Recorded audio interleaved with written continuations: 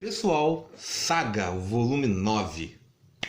A Devi finalmente alcança esse material que está em hiato. A dupla criativa realmente terminou no volume 9 e termina com outros rumos dessa saga, literalmente falando. O nome foi bem escolhido, tá? Capa muito bonita. Esse marrom, aqui também é a contra. Os volumes anteriores eu sempre mostro. Aqui é o volume 5, o 6. Tá até na ordem. Aqui, ó, tá certo. 7 e o 8º. E o primeiro, o segundo, o terceiro e o quarto. Aí você pergunta, ei, qual é o volume favorito? Não se tem, tá? O nível da série é muito bom. Você não... Alguns realmente decaíram um pouquinho, mas a média assim é espetacular, tá? Aqui em termos da guarda, fica complicado falar sobre esse volume sem dar o grande spoiler.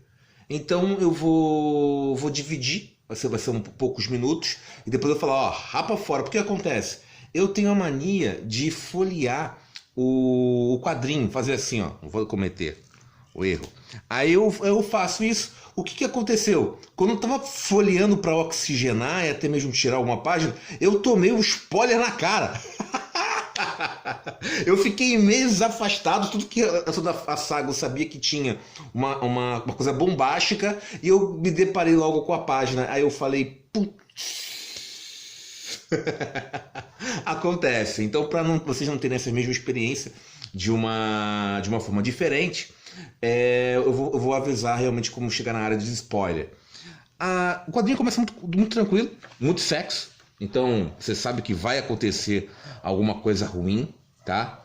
O querer perder um pouco de peso, aí ó, já começa com pinto. Eu gostei muito dessa capa aqui, ó. Estamos completamente... Aí o que acontece? O querer perder, porque toda vez que ele faz besteira, ele é obrigado a pagar 10. E essa mulher aqui assassina, ela não regula muito bem. Ela quer vingar o amante, é lá uma espiã diplomata, mas você vê que não... Até mesmo os diálogos dela, ela não tá muito... A psique dela não tá muito bem formada. Talvez ela nunca foi muito na conta. Detalhe aqui, aí mais sexo, como já fica um... Olha, acho que Saga podia ser adaptado pela HBO, né? E não pelo um sci-fi da vida. Mas o que acontece aqui? É interessante sobre esse casal que se forma pela a sexualidade diferenciada, pelo menos nos quadrinhos.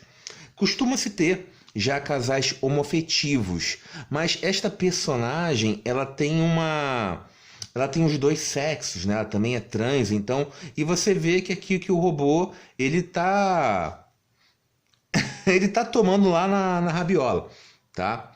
E o que acontece? O príncipe robô, ele também não tá muito bem.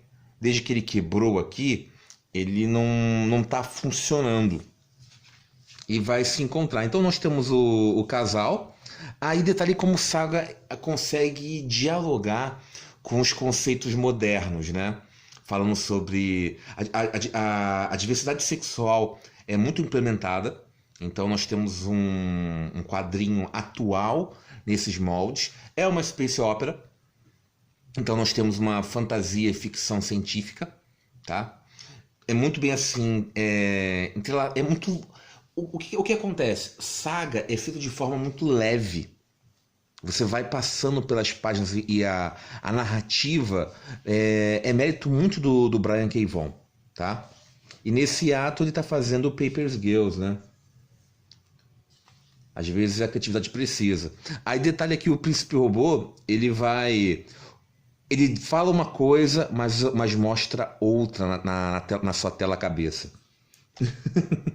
Gente, eu vou querer entrar na área dos spoilers, tá? Tem algumas coisas que vai acontecer aqui, então quem vai ler ou quem não conhece a série, Saga é um quadrinho diferenciado, tá bom? Eu recomendo.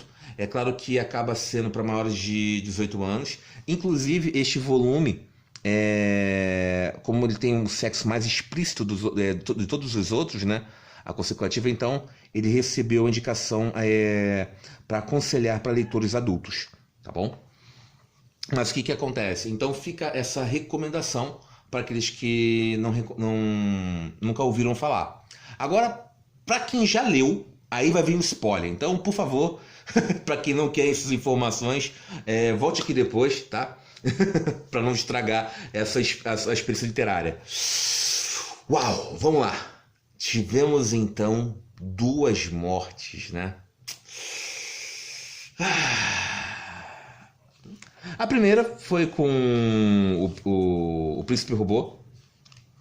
Sabia que ele não estava bem. Detalhe que como começa a luta com ele com o querer, ele ia ter esse final, tá? Mas você acaba se surpreendendo pela forma como foi. E a gente esquece o quanto que o querer é forte, né? Ele não... Aqui tá a luta, aí você vê nesse final, né? Ele arranca a cabeça. Você fica, caraca, tá. E essa morte até é aceitável, podia ser pior, mas a outra... É interessante que o Brian, ele sabe muito bem o que ele está fazendo, conduzindo. Só a morte do Príncipe Robô não ia ser tão marcante. Afinal, é um personagem coadjuvante, por mais que seja querido essa sexualidade, não traz tanto peso quanto o volume. Mas quando você junta dele e da próxima morte que acontece do personagem, você traz muito mais peso. Essas mortes têm eco. Então, na questão da configuração do roteiro, aqui, ó, o spoiler que eu tomei. Eu passei a página e tomei logo essa aqui, ó. Ó, pá! Sim, gente, o Marco ele vai morrer. Eu até não acreditei na cena final. Quando chega aqui, eu falei, não, ele pode fazer alguma magia. Aí quando o Brian ele faz uma carta, né, no final do volume, aí fala, ele morreu mesmo.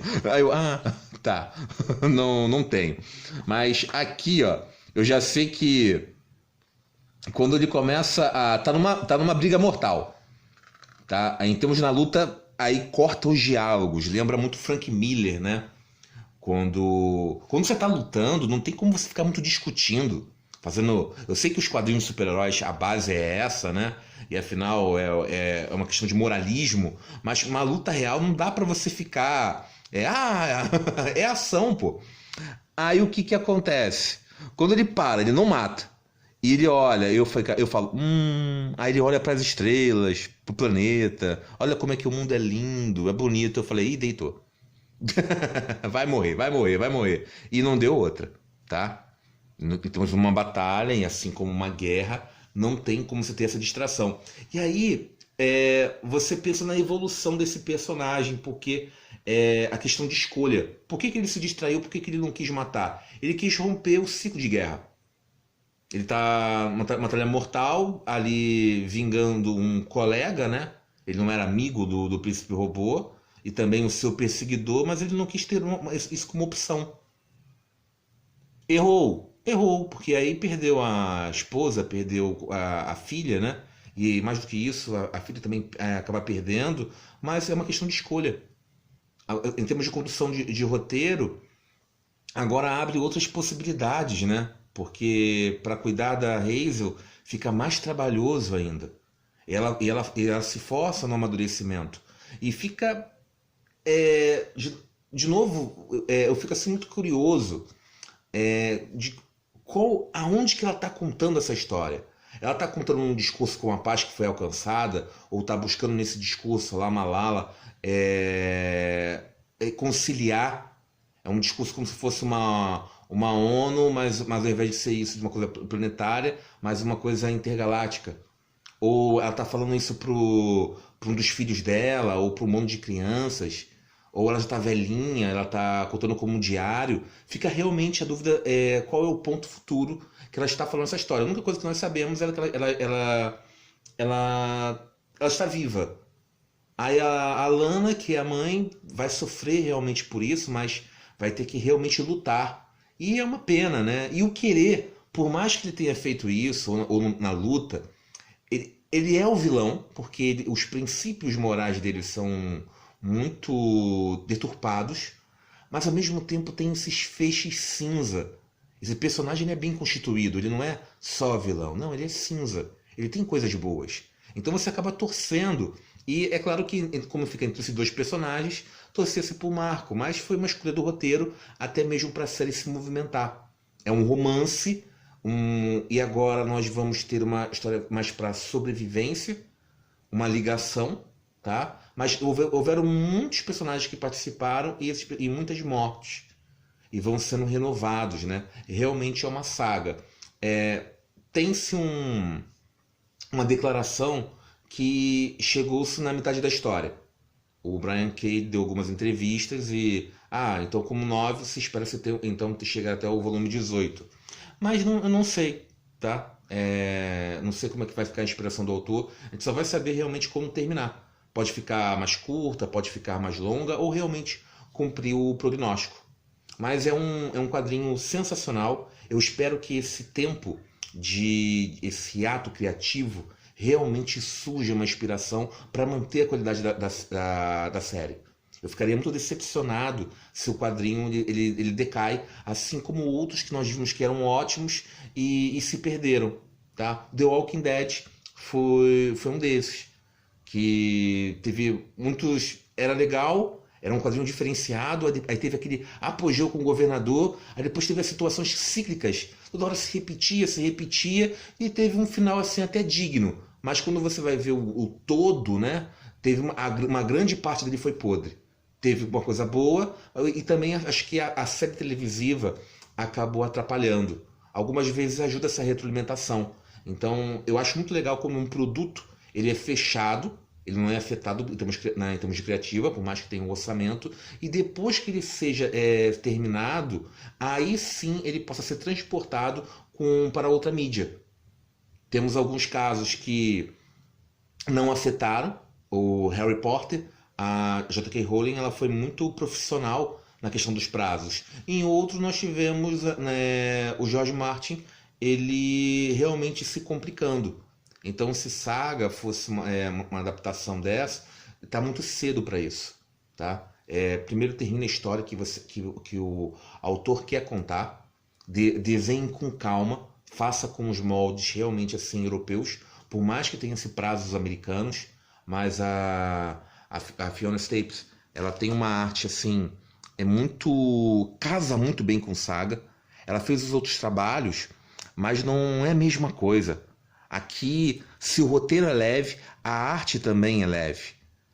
Eu não consigo imaginar um outro artista fazendo Saga.